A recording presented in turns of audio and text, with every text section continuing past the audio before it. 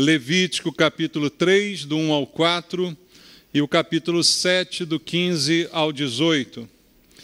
A palavra de Deus diz: se a oferta de alguém for sacrifício pacífico, se a fizer de gado, seja macho ou fêmea, oferecê-la-á sem defeito diante do Senhor. E porá a mão sobre a cabeça da sua oferta e a imolará diante da porta da tenda da congregação, e os filhos de Arão, os sacerdotes, aspergirão o sangue sobre o altar ao redor. Do sacrifício pacífico fará oferta queimada ao Senhor. A gordura que cobre as entranhas e toda a gordura que está sobre as entranhas, como também os 2 rins, a gordura que está sobre eles, junto aos lombos e o redenho sobre o fígado com os rins, tirá-los-á.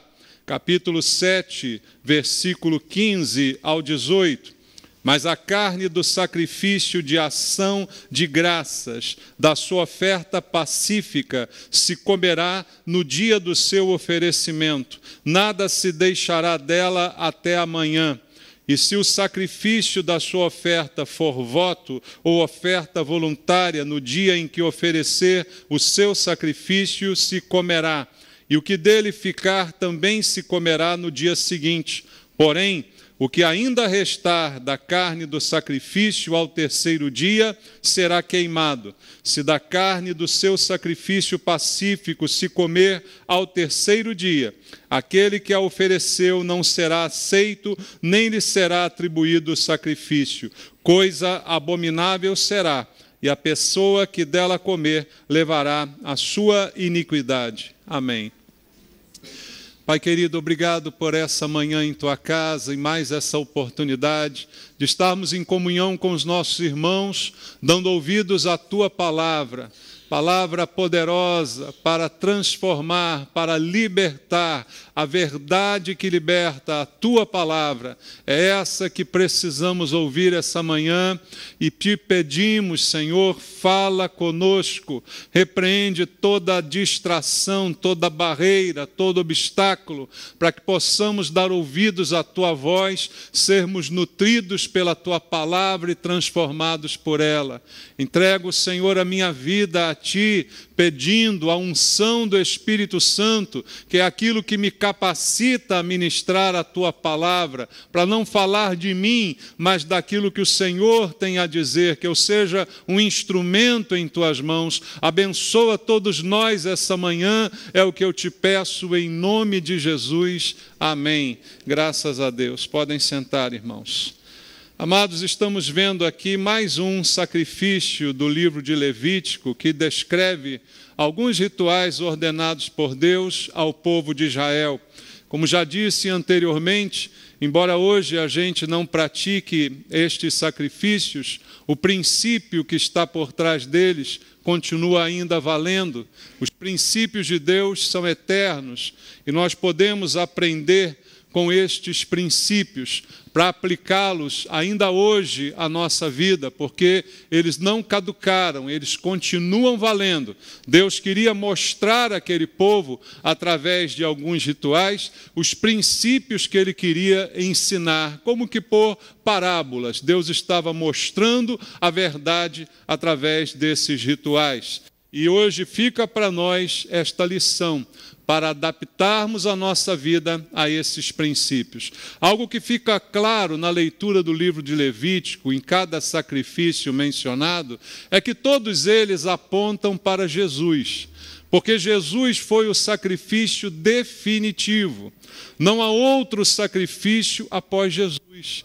Uma vez que Ele mesmo se sacrificou por nós, se tornou oferta e também sacerdote em nosso lugar, não há outro sacrifício que possamos fazer hoje para sermos aceitos por Deus. O único sacrifício que nos torna aceitáveis foi aquele que o Senhor Jesus fez por nós. E neste sacrifício aqui mencionado, no capítulo 3 e também no capítulo 7, que é chamado sacrifício pacífico ou oferta pacífica, nós vemos também a pessoa de Jesus aqui representada. porque Ele também é a nossa oferta pacífica. Qual o objetivo desta oferta pacífica? Como diz o nome, pacificar, aproximar, promover a paz, promover a aproximação. Era uma oferta de comunhão, de unidade, de união. Ao homem, ao oferecer esse sacrifício, tinha como propósito fazer paz com Deus, se reaproximar de Deus, apesar daquela realidade da sua vida de pecado. Então, Jesus é também a nossa oferta pacífica. A Bíblia diz claramente que, através de Jesus, nós tivemos paz com Deus, porque antes não tínhamos paz. Por causa de quê? Dos nossos pecados. A Bíblia diz que os nossos pecados fazem separação entre nós e o nosso Deus. Então, precisamos de novo da paz com Deus. E quem promoveu essa aproximação, essa reconciliação, foi Jesus, a nossa oferta pacífica. Então, é uma oferta de aliança, de amizade, de pacificação, e tudo isso se tornou realidade para nós hoje, através do sacrifício de Jesus. Tinha que ser, como todos os demais sacrifícios da Bíblia, algo voluntário. Algo que a pessoa voluntariamente trazia para Deus, sabendo, claro, dos benefícios, mas não por obrigação, por voluntariado. Todo sacrifício deve ser encarado assim na nossa vida. Mas o que acontece, irmãos, é que hoje muita gente quer os benefícios de Deus. Muita gente quer se aproximar de Deus pensando no que Deus pode fazer por elas, pensando na vantagem que terão vinda desta aproximação. Essa é uma realidade. Algumas igrejas, inclusive, fazem esta propaganda do Evangelho, de que ao se aproximar de Jesus, você terá benefícios. Mas esquecem desse princípio de paz. Por que eu não posso me aproximar de Deus? Porque sou pecador? Porque sou pecador e estou em litígio com Deus. Não há comunhão entre a luz e as trevas. Quem está em trevas não consegue se aproximar da luz. Então, muitos querem os benefícios de Deus, mas não querem a cruz do Evangelho, que é o símbolo do sacrifício de Jesus. Então eu quero Jesus, porque Jesus vai me dar muitas coisas, mas o principal que Ele tem a me dar é a paz com Deus, é o perdão dos meus pecados, a anulação da minha condenação, a dignidade da minha vida. Eu me torno, por causa de Jesus, justo, digno, porque Ele assim me fez. Então, muitos hoje buscam o Evangelho sem cruz. É só o benefício do sacrifício. Jesus fez por mim um sacrifício. Agora, eu não preciso fazer mais nada, é só receber todas as bênçãos. Isso não é 100% verdade, irmãos, porque o Evangelho de Jesus também tem cruz. E Ele mesmo nos disse que quem quisesse segui-lo deveria também tomar a sua cruz. Não há aquela ideia de que Jesus já tomou a cruz, eu não preciso mais carregá-la. Não foi isso que Jesus disse. Ele disse: quem quiser vir após mim, a si mesmo se negue, tome a sua cruz e me siga. Não foi isso que Ele falou? Então, Jesus e o Evangelho tem cruz, e Ele precisa ser o centro da nossa vida, a razão principal de hoje podermos ter paz, justificação, perdão, é Jesus. Então Ele precisa ocupar o lugar de destaque na minha existência. Não adianta eu invocá-lo como minha oferta pacífica, invocar uma possível paz com Deus, se na verdade não o coloco como centro da minha vida. Essa paz é ilusória, esse sacrifício não se aplica porque eu estou apenas buscando benefícios e não o colocando realmente como centro da minha vida. E a oferta pacífica, segundo o significado das palavras aqui empregadas, ela é a oferta do encontro, aonde o homem se encontra com Deus, aonde há uma reaproximação, ou seja, ela servia para superar o abismo que nos separa. E qual é o abismo que nos separa? Você conhece o texto em Romanos 3, 23? O que diz lá? Todos pecaram e carecem da glória de Deus. Todos estão nessa mesma situação, separados, portanto, de Deus e carentes da sua glória, carentes de serem o reflexo da sua glória. A oferta pacífica, ela vai me trazer a superação desse abismo para que eu esteja de novo na presença de Deus, e quem está na presença de Deus não tem como não refletir a sua glória. Concorda, irmão? Quando você está na presença de Deus, a glória de Deus é tão grande que ela vai se refletir em você. Assim como a lua reflete a luz do sol, nós refletimos a luz de Jesus. Não temos luz própria. A luz que há em nós é a luz que Ele gera em nós. E é isso que é refletido ao mundo através de nós. Então, o abismo que nos separa de Deus é removido através da oferta Jesus, oferta pacífica, justifica, que nos traz de volta a paz com Deus. Em Colossenses capítulo 1, versículo 20, há algumas ilustrações aqui, Paulo falando, sobre esse propósito, isso que recebemos com a pessoa de Jesus. Colossenses capítulo 1, versículo 20, está escrito: e que havendo feito o quê? A paz. Jesus fez a paz pelo sangue da sua cruz. Olha como Paulo identifica Jesus como essa oferta pacífica. Ele fez a paz pelo sangue da sua cruz. Por meio dele, reconciliar-se consigo mesmo todas as coisas, quer sobre a terra, quer nos céus. Ele nos diz isso. Agora, em Romanos capítulo 5, versículo 9 até o versículo número 11. Romanos capítulo 5, do verso 9 ao 11, diz: logo, muito mais agora, sendo justificados pelo seu sangue, seremos por ele salvos da ira, porque se nós, quando inimigos, fomos reconciliados com Deus mediante a morte do seu Filho, muito mais, estando já reconciliados, seremos salvos pela sua vida.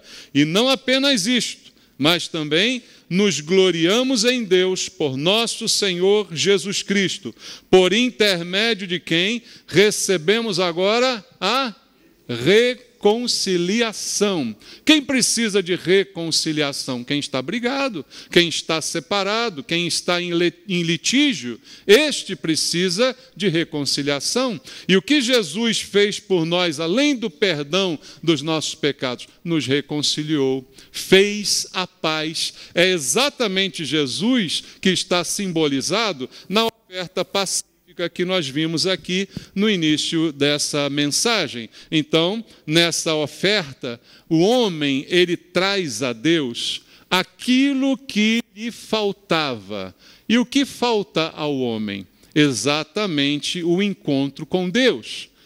O homem é separado de Deus por causa dos seus pecados. A oferta é para a reconciliação desse homem com Deus. O homem pode ter tudo, mas se não tiver Deus, não tem nada. Então eu dou a Deus através de uma oferta. É o símbolo, o princípio que está aqui ilustrado. Dou a Deus aquilo que me falta. Mas enquanto o homem não reconhecer Jesus como sua oferta pacífica, ele nunca poderá dar a Deus o que lhe falta. Como eu vou dar a Deus aquilo que me falta? Ora, se me falta, eu não tenho para dar. Concorda com isso? É a total incapacidade de nós darmos alguma coisa relevante para Deus. Como é que eu vou dar o que eu não tenho, irmãos? Então, Deus deu por mim. Esse é o princípio de Jesus. Ele deu-se por mim, ou seja, ele deu o que me faltava. Mas se eu não o reconheço nesta função, como eu vou dar a Deus o que me falta? Continuarei em falta, porque nada que o homem pode dar a Deus vai suprir a sua necessidade de paz e de reconciliação. Nada. A não ser aquilo que Deus mesmo já deu por nós. O interessante dessas ofertas, irmãos, que estão aqui simbolizadas pelo seu princípio, é que nós vamos chegar à conclusão da nossa total incapacidade para pagar alguma coisa, para dar alguma coisa que conquiste algum benefício ou prerrogativa para nós. Até aquilo que eu dou foi Deus que me deu. Esse princípio se aplica até nas ofertas e dízimos que trazemos à igreja. Quem está dando alguma coisa? Nós não estamos dando nada. Nós estamos dando o que Deus já nos deu primeiro. Ele nos dá primeiro, para que depois eu possa dar. O homem não tem nada para oferecer para livrar-se do inferno. O homem não tem nenhum preço a pagar para que possa livrá-lo da condenação. Por isso, se Deus não tivesse pago o preço, eu não teria como pagar. Então, hoje, ignorar Jesus é ignorar a única oportunidade que eu tenho de ser salvo.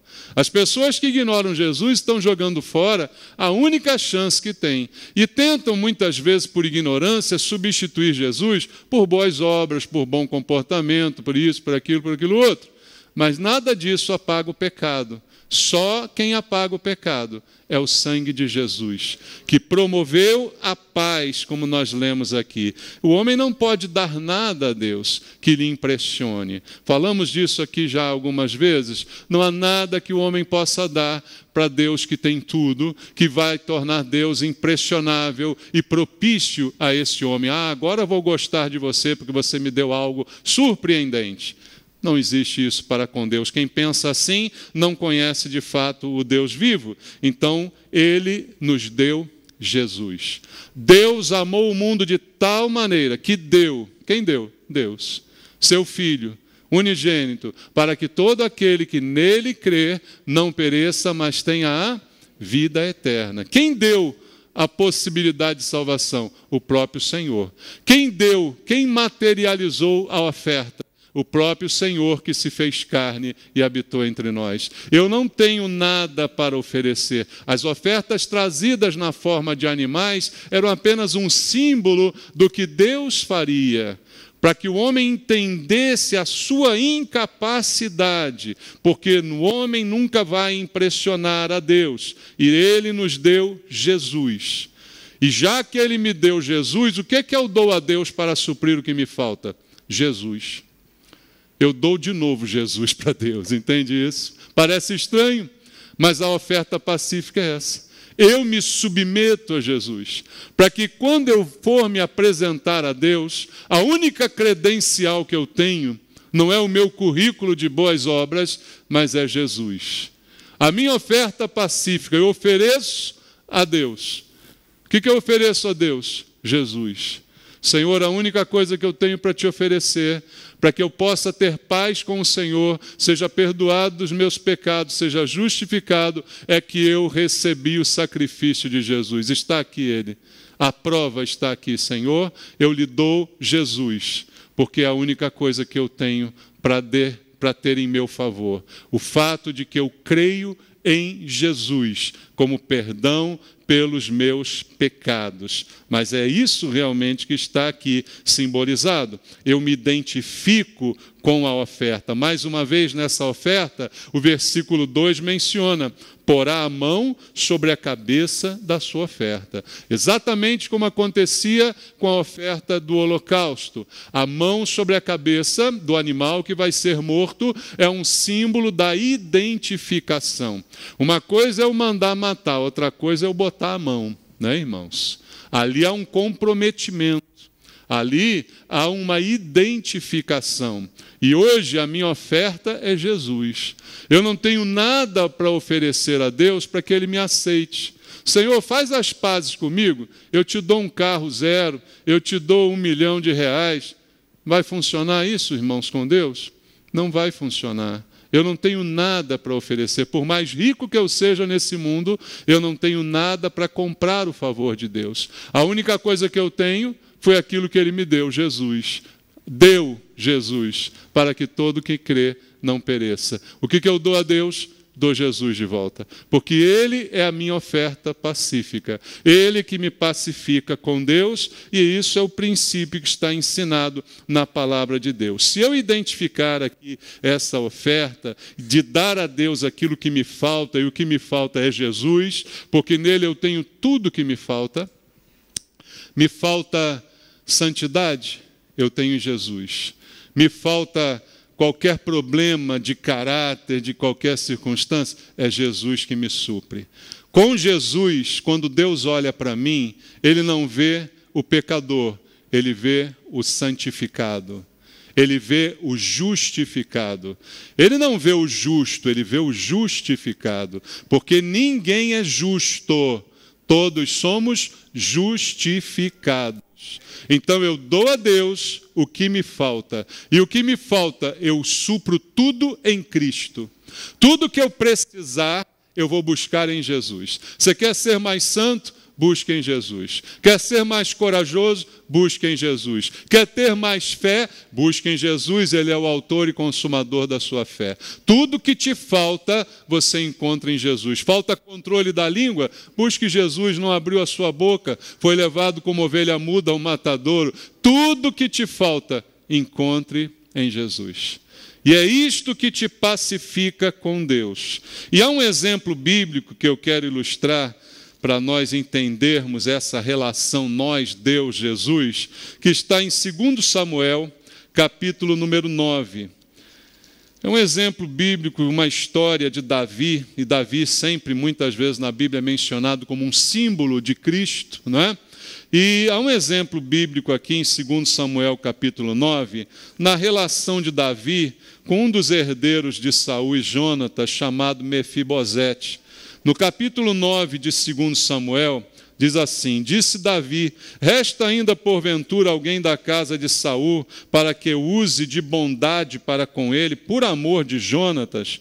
Havia um servo na casa de Saul, cujo nome era Ziba. Chamaram-no que viesse a Davi, perguntou-lhe o rei, és tu Ziba? Respondeu, eu mesmo, teu servo. Disse-lhe o rei, não há ainda alguém da casa de Saul, para que use eu de bondade de Deus para com ele?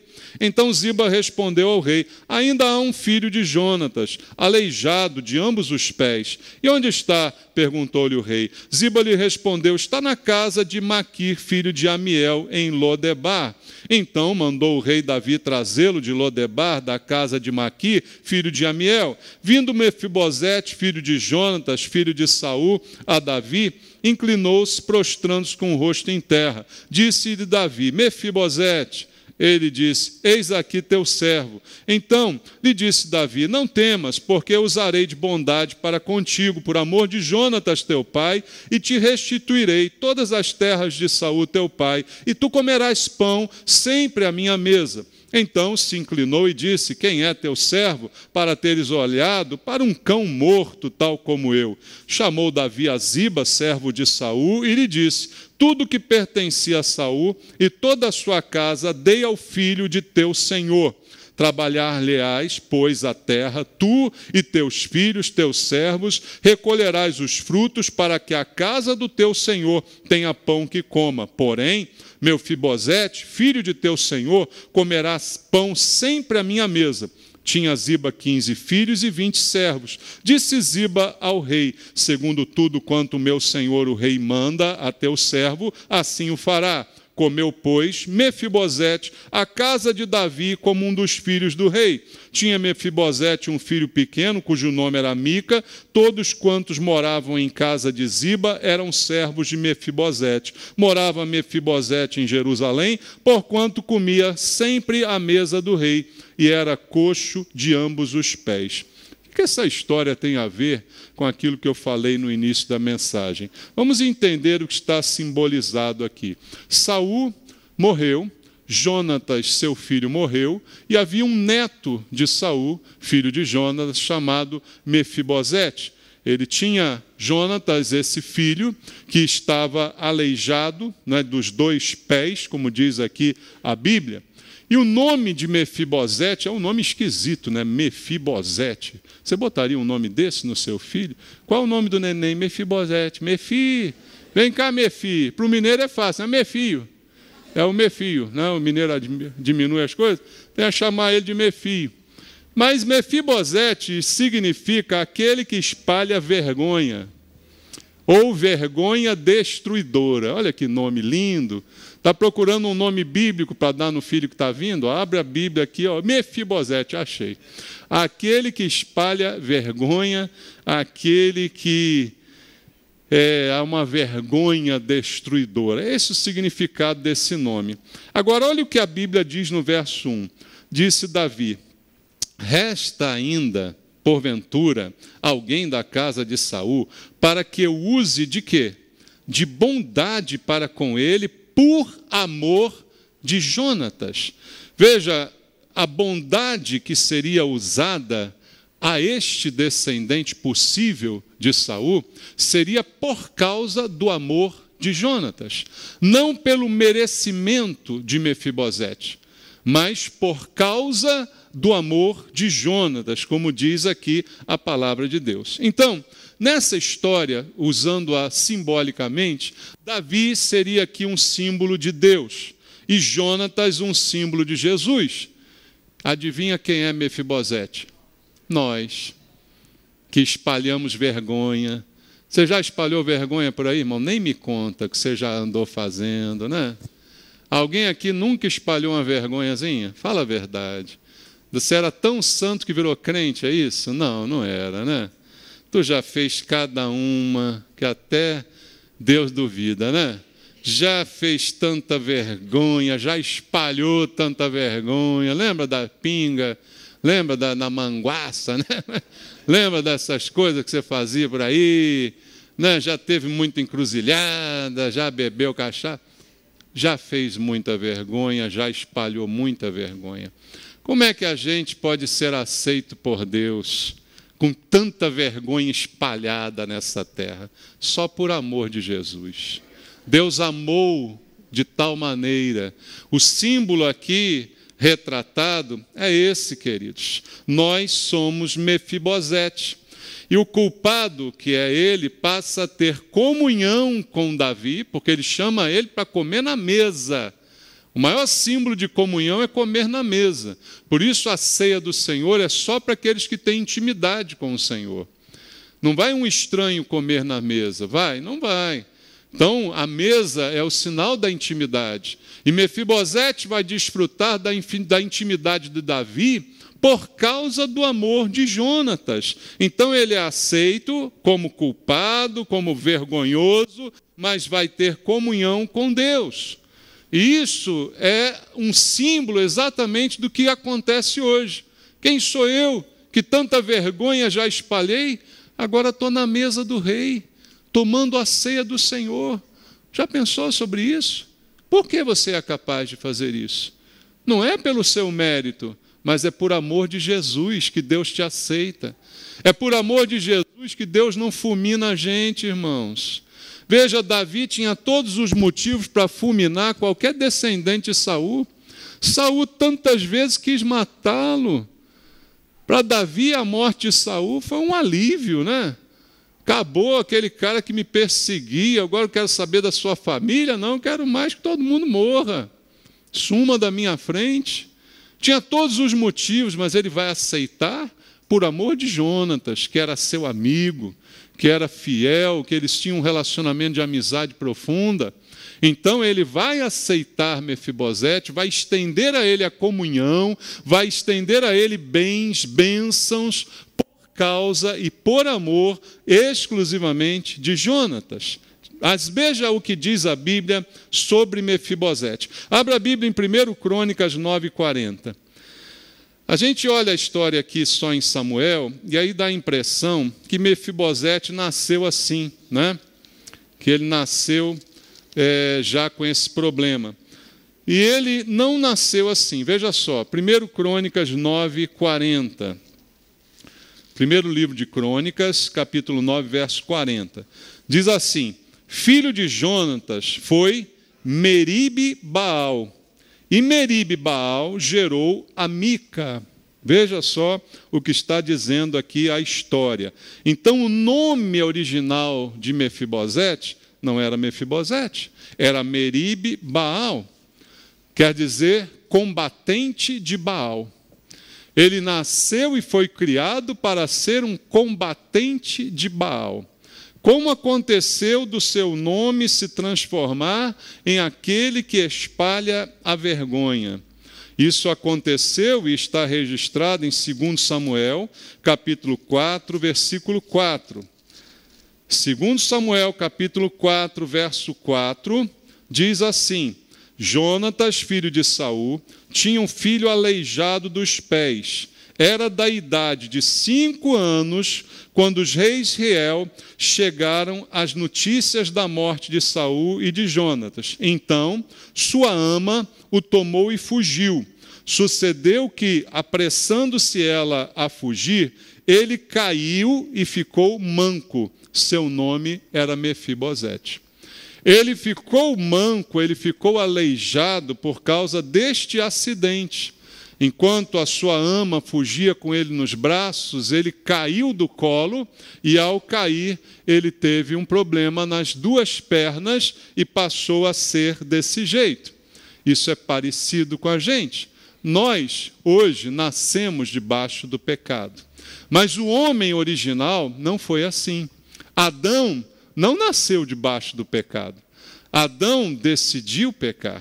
E a gente diz que Adão caiu. E depois que Adão caiu, toda a sua descendência ficou aleijada. Toda a sua descendência ficou contaminada, dentre os quais nos incluímos, como herança e descendência também de Adão. E a partir desse momento, ele deixa de ser um combatente de Baal para ser um que espalha vergonha. Quando Deus criou Adão, Satanás já existia. Em Adão, Deus teria um combatente de Satanás.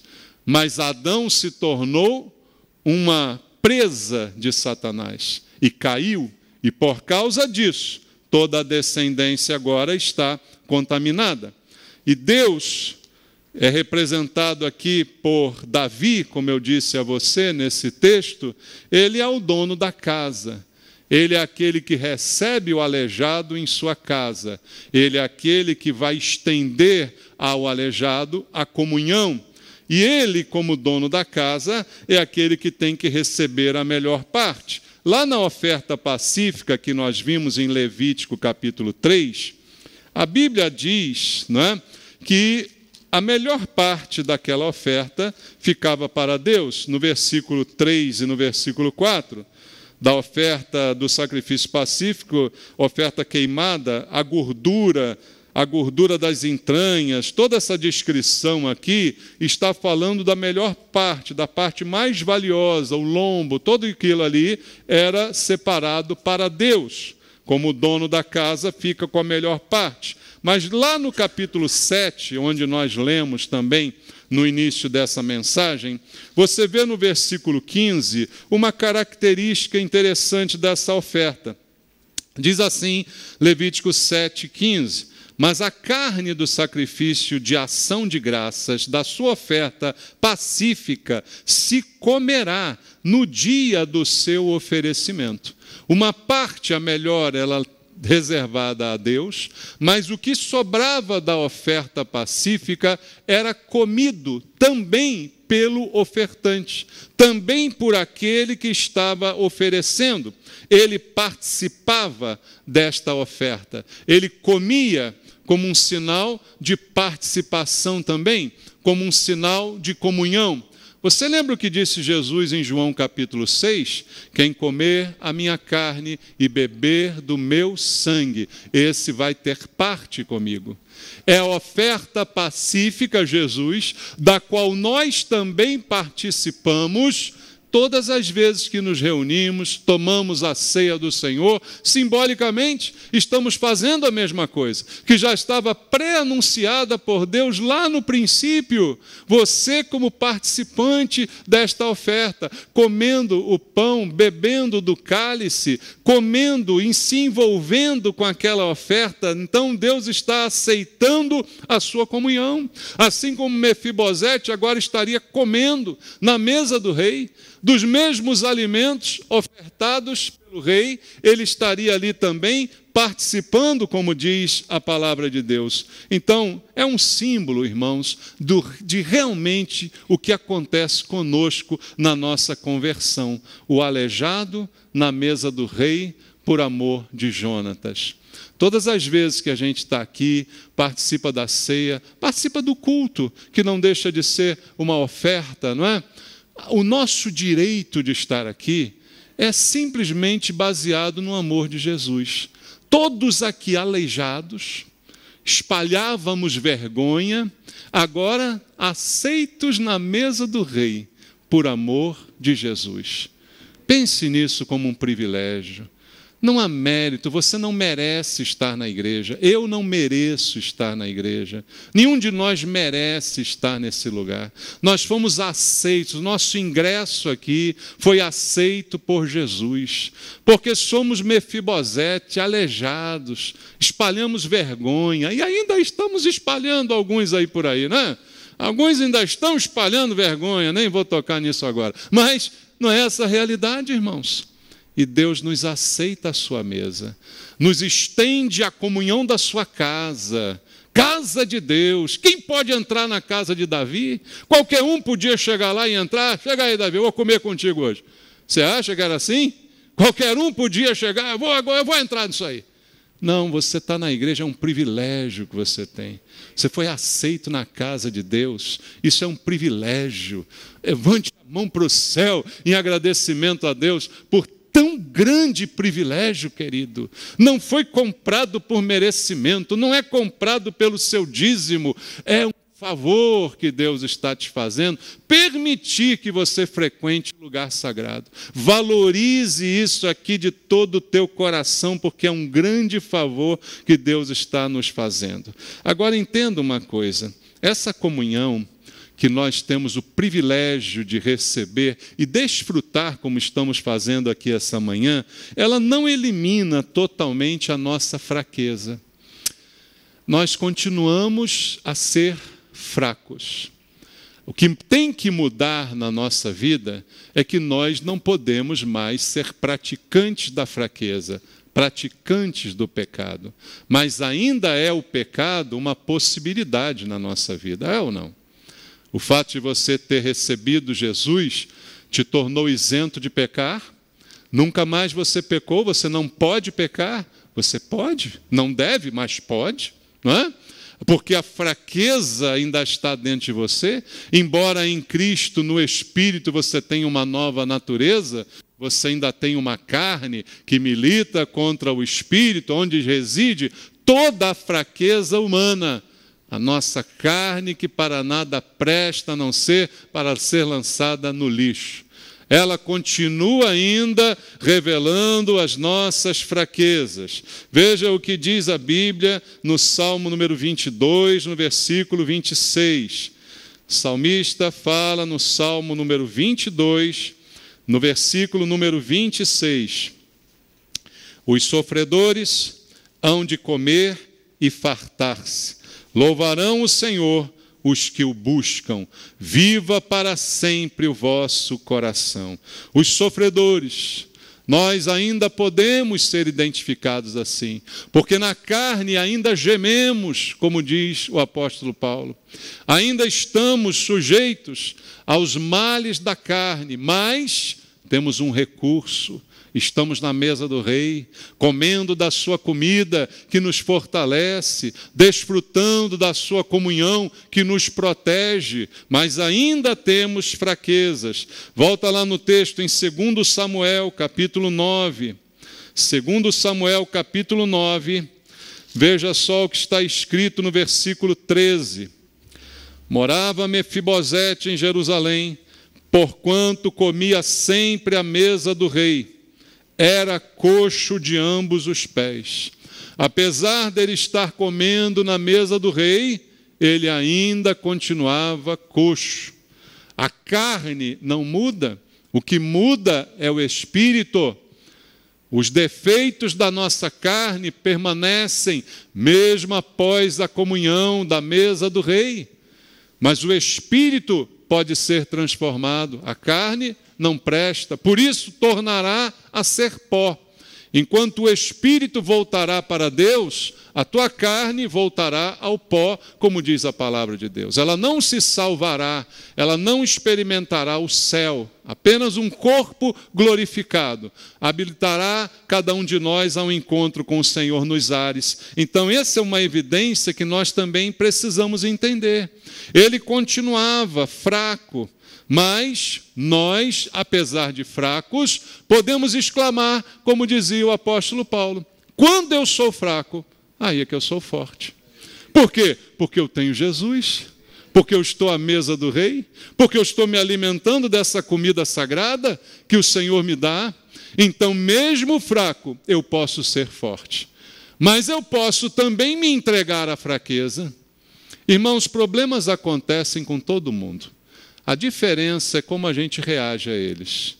Você pode ter um problema que te leve à superação, ou você pode ter um problema que te leve à entrega total, não é?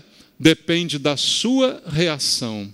Então, a possibilidade da mesa do rei abre para nós um enorme leque de possibilidades de mudança, de transformação, de vitória, porque temos recebido do seu alimento.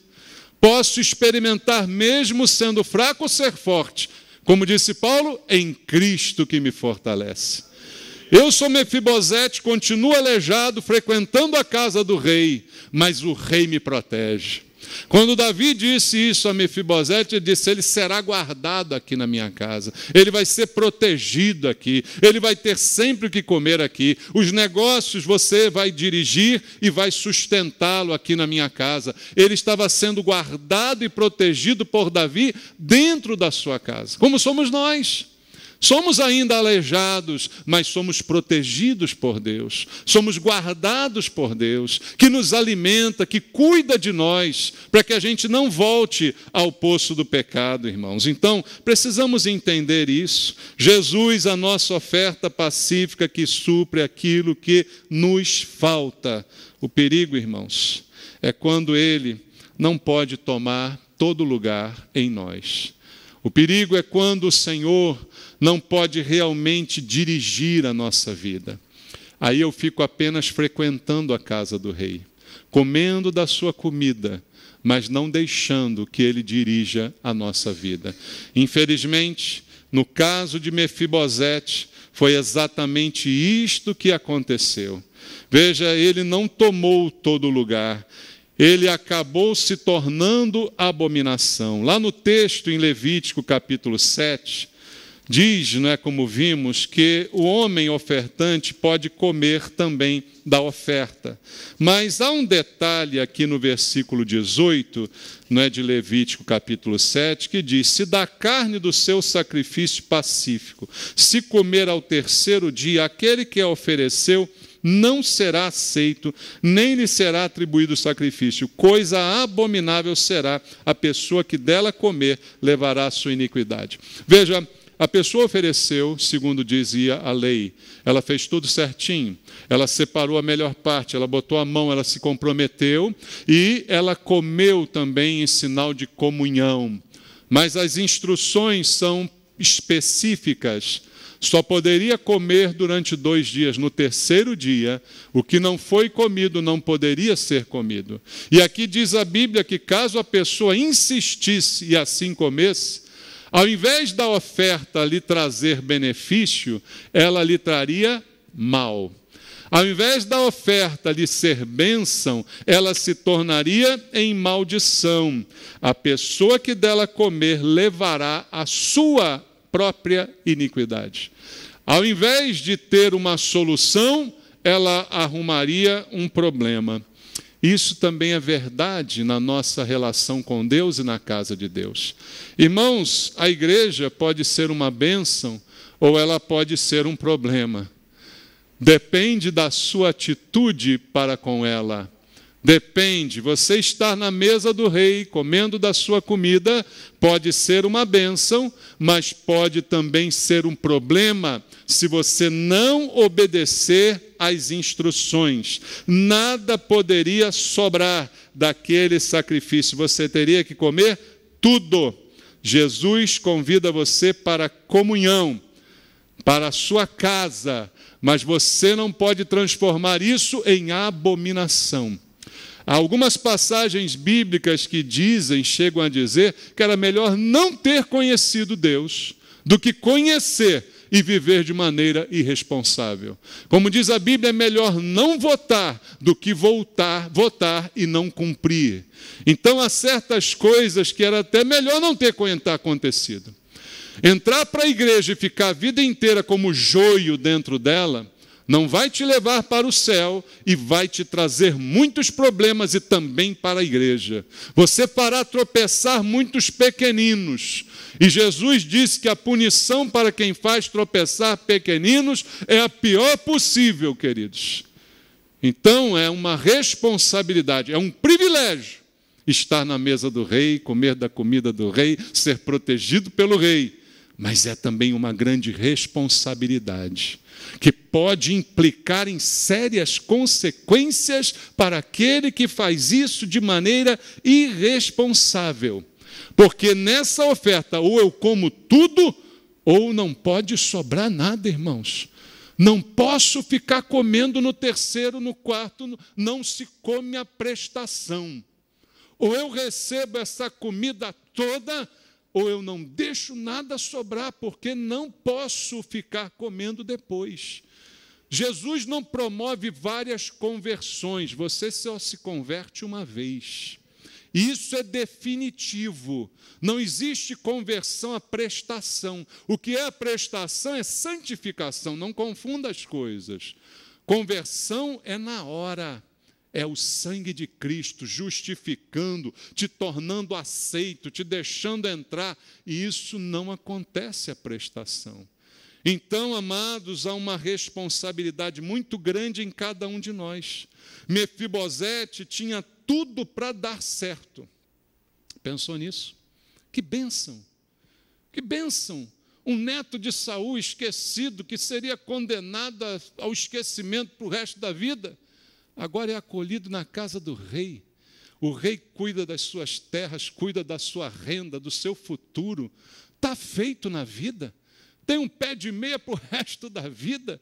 Tem uma aposentadoria que ninguém pode revogar. Está feito na casa do rei, comendo do bom e do melhor. Mas ele não aproveita essa oportunidade. Tinha tudo para dar certo, mas não deu. Segundo Samuel 16, nos conta uma história triste sobre isso.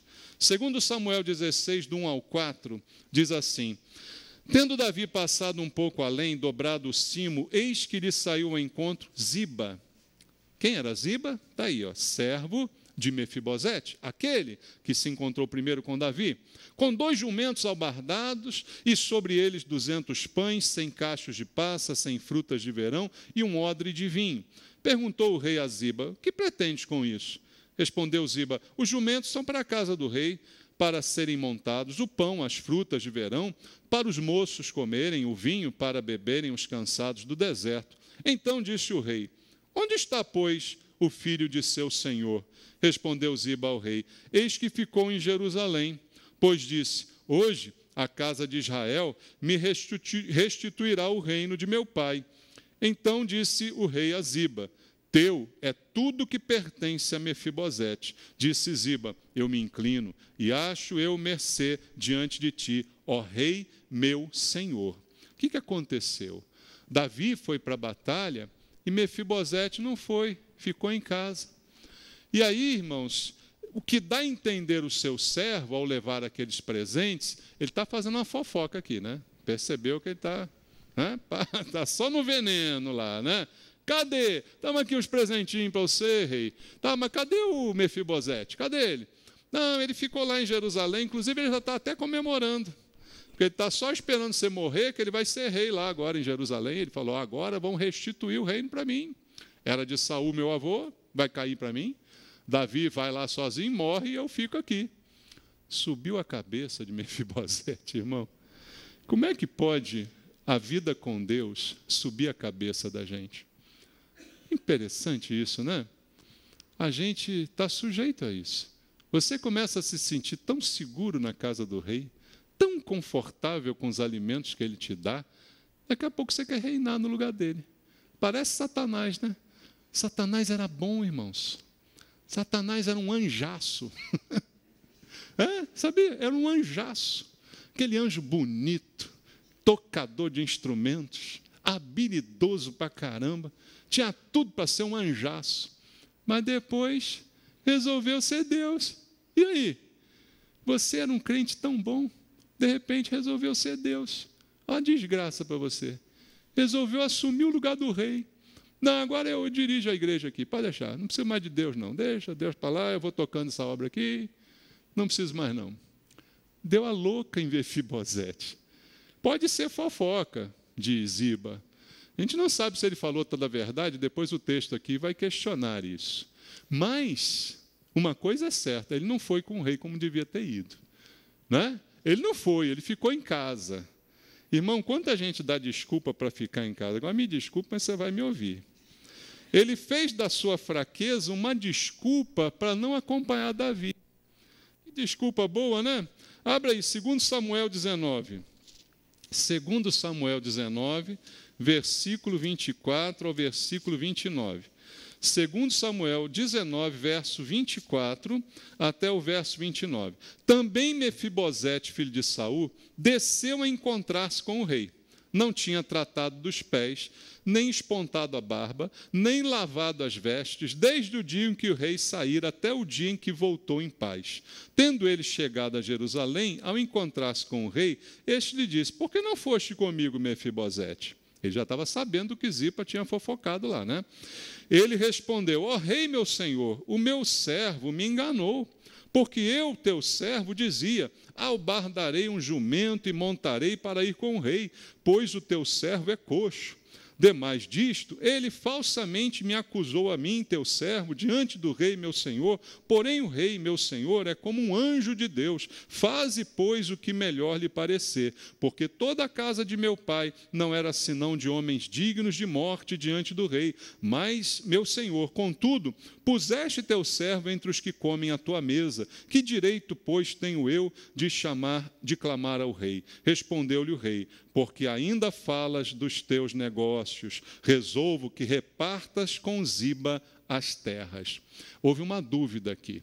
Ziba disse uma coisa, Mefibosete disse outra. E aí o rei tinha antes dado tudo para Ziba. Agora ele falou: não, então já que está uma palavra contra a outra, vou dividir entre vocês dois. Pelo menos metade Mefibosete perdeu, concorda?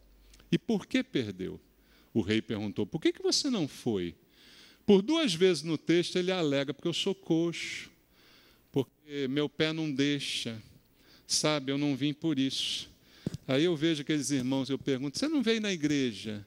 Ah, porque eu estou trabalhando muito. Eu digo: eu sou um vagabundo, né? Eu não trabalho, por isso que eu estou aqui todo culto. É isso que você quer de mim? Ah, eu não vim porque eu sou aleijado. Eu não vim porque eu sou coxo. Né? Você é coxo, irmão? Você está perdendo metade da sua herança. Cada palavra que você perde na igreja, você está perdendo um tesouro precioso. Não é porque sou eu que estou pregando, pode ser qualquer pregador, qualquer um que Deus usar. Você está perdendo um tesouro de Deus para a sua vida. Você está sendo prejudicado, quer queira, quer não. Você está abrindo mão de um privilégio, que é estar na mesa do rei, comendo da comida do rei, na casa do rei, para fazer qualquer outra coisa. Por quê? Porque eu sou aleijado, porque eu sou coxo, ó vida, ó azar, eu não nasci para dar sorte, a minha vida é muito difícil, aí eu venho lá de não sei aonde, pego 10 quando eu sou. Para que eu estou quase chorando. Não enche a minha paciência. Você está perdendo. Quem está perdendo não sou eu, não é a igreja. Quem está perdendo é você. Você está deixando de receber, você está perdendo.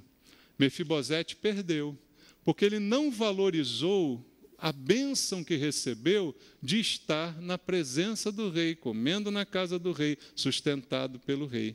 E aí ele perdeu. Perdeu o que ganhou. Por quê?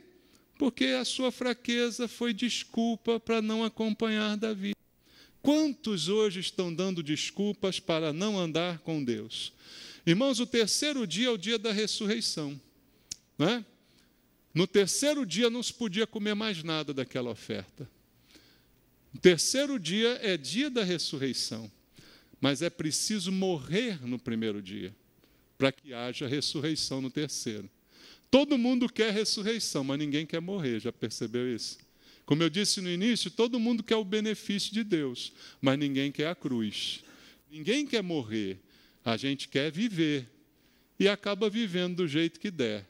Mas é muito melhor viver com Jesus, porque Ele disse, eu vim para que tenham vida, e vida em abundância. Mas para ter essa vida, você precisa morrer primeiro.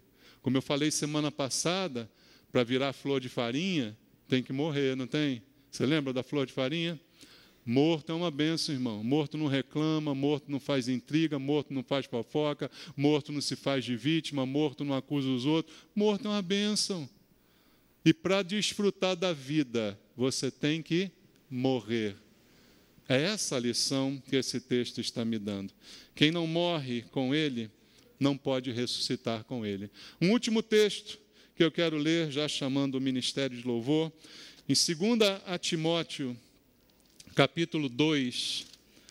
Veja só o que está escrito na segunda carta de Paulo a Timóteo, no capítulo 2, no versículo 11 e no versículo 12, está escrito assim: fiel é esta palavra, se já morremos com Ele, também viveremos com Ele. Se perseverarmos, também com Ele reinaremos. Se o negarmos, Ele, por sua vez, nos negará. Morri com Ele, vou viver com Ele. Não morri, continuei reclamando da minha vida, dos meus problemas, eu sou aleijado, eu sou isso, eu sou aquilo, não desfruto da vida com Ele. Mefibosete perdeu muito nessa história. Ganhou muito também, mas perdeu muito. Perdeu muito por uma desculpa. Perdeu muito por se esconder debaixo, atrás de uma incapacidade. Não perca. Você não é incapaz. Deus te deu vida e saúde. Você está aqui essa manhã, uma bênção. Você não merecia estar aqui, mas Deus trouxe você aqui. Isso é uma bênção, agradeça a Deus por isso. Renda graças ao Senhor. Renda a Ele a tua oferta pacífica e desfrute da paz com Deus, que é o que Ele tem mais para te oferecer. Vamos louvar ao Senhor, irmãos. Jesus, tens me dado salvação. Teu amor tens derramado em meu coração. Não sei como agradecer-te o que tens feito por mim. Eu só posso dar-te agora o meu louvor, para dar-te graças. Graças, Senhor, graças, meu Senhor Jesus. Vamos fazer uma oração, irmãos. Pai, nós queremos te agradecer essa manhã. A nossa palavra é de gratidão. Não somos dignos para estar nesse lugar, não merecemos essa posição, não merecemos desfrutar da tua mesa e da tua comida, não merecemos o teu amor. Mas por causa de Jesus, nosso Salvador, o Senhor nos aceita e nos transforma. Senhor, não queremos perder esse privilégio por lamentações, por lamúrias, por ficar declarando as nossas incapacidades, porque em Cristo somos capazes, em Cristo somos mais que vencedores. Meu Deus, ajuda os meus irmãos aqui a parar de lamentos, a parar de reclamações e a viverem a vida que o Senhor tem para cada um de nós, a entenderem o benefício do sacrifício pacífico que traz paz, para desfrutarmos com o Senhor dessa paz que não merecemos, Pai. Não deixa nenhum de nós dar desculpas, cansaço, dificuldades, atribulações, vida, trabalho. O Senhor em primeiro lugar. A tua mesa é o mais importante, a tua casa é o mais importante. Desfrutar dessa bênção bênção é o mais importante, e assim o Senhor nos dá todas as coisas. Pai, coloque esta palavra na mente e no coração de cada um de nós e gera em nós essa gratidão, que nós possamos te servir, não pelo que o Senhor dá, mas porque somos gratos, porque reconhecemos a nossa indignidade. Fala ao nosso coração, Pai, em nome de Jesus. Louve ao Senhor e agradeça a Deus nesse louvor.